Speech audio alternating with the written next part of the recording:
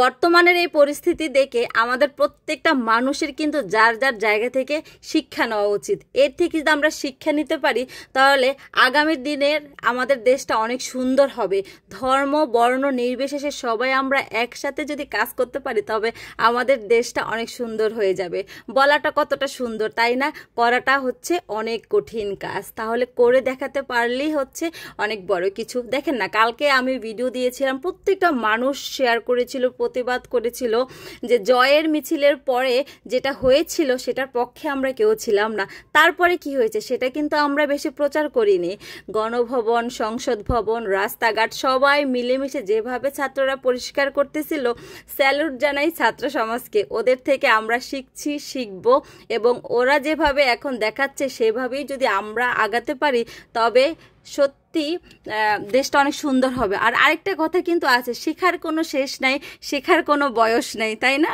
তো যাই হোক, সবাই কেমন আছেন? আশা করছি আজকে সবাই কিছুটা হলেও স্বস্তি এবং রিল্যাক্স আছেন এবং আমার ব্লগের ভয়েসও আগের মানে তুলনায় অনেকটা স্বাভাবিক। কারণ এতদিন ভয়েস দিতেছিলাম, ভয়েস মনে হয় যে কোনোভাবে কণ্ঠস্বরটা বের হচ্ছিল না, এরকম কথা বের হচ্ছিল না। তো যাই হোক, আমি এখানে হচ্ছে একটা মাছ ভেজে নিলাম, এটা হচ্ছে রুই মাছ দিয়ে বরবটি আর আলু সেদ্ধ করেছি। এটা আমি হচ্ছে রেহানা রাখি আপু আছে না, সে এটা করেছিল। তো একদিন দেখে দেখলাম যে সহজ আছে, আবার বরবটিটা আমার পছন্দ না।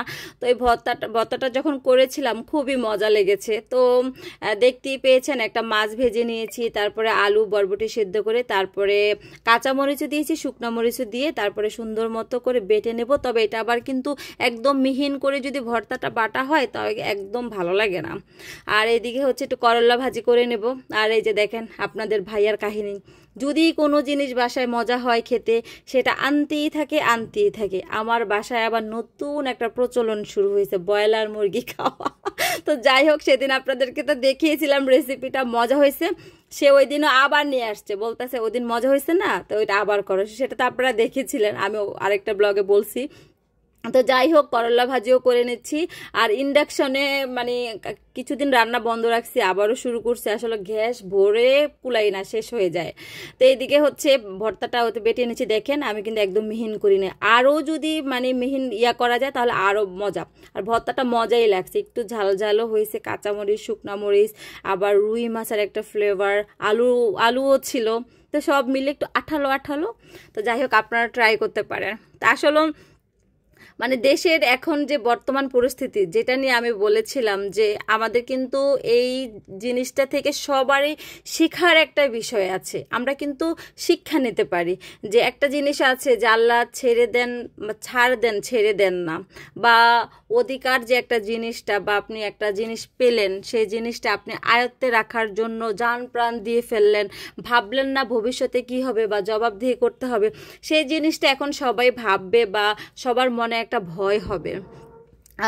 যাই হোক, খুব ভালো লাগতেছে আজকে, আমার খুবই ভালো লাগতেছে। আজকে রাস্তায় বেরিয়ে দেখছি ওরে মানুষজন, স্কুল কলেজ স্টুডেন্টরা যাচ্ছে, কি ভালো লাগতেছে তাই না? দেখেন না, মানে কি বলবো, চারিদিকের পরিবেশটা যদি আগের মতো সুন্দর হয়ে যায় তাহলে আসলে আমরা সবাই ভালো থাকবো। তো যাই হোক, এর ফাঁকে আরেকটু কথা বলে নেই যে আমাদের যারা আমরা ব্লগ চালাই বা ব্লগ পেজ করি, আমার কালকে কিছু আপুর মানে ভিডিওর কমেন্ট দেখে খুব বিরক্ত হয়েছি আমি, যে আমি কিন্তু গতকালকের ব্লগে কোনোভাবেই আমার রেসিপি রান্নাবান্না এগুলো নিয়ে কিন্তু কোনো কথা বলি নাই, বা আমি রেসিপি দেখাইও নাই।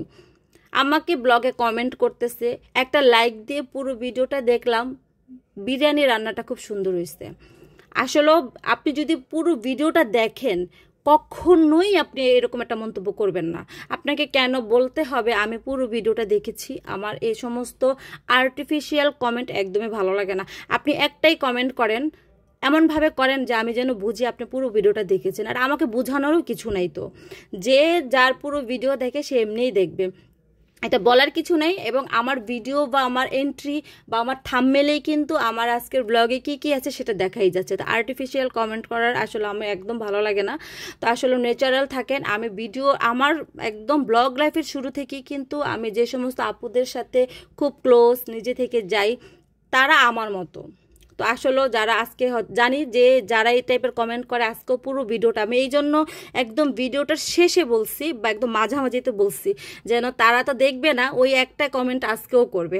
তো ভুল ত্রুটি হলে ক্ষমা সুন্দর দৃষ্টিতে দেখবেন।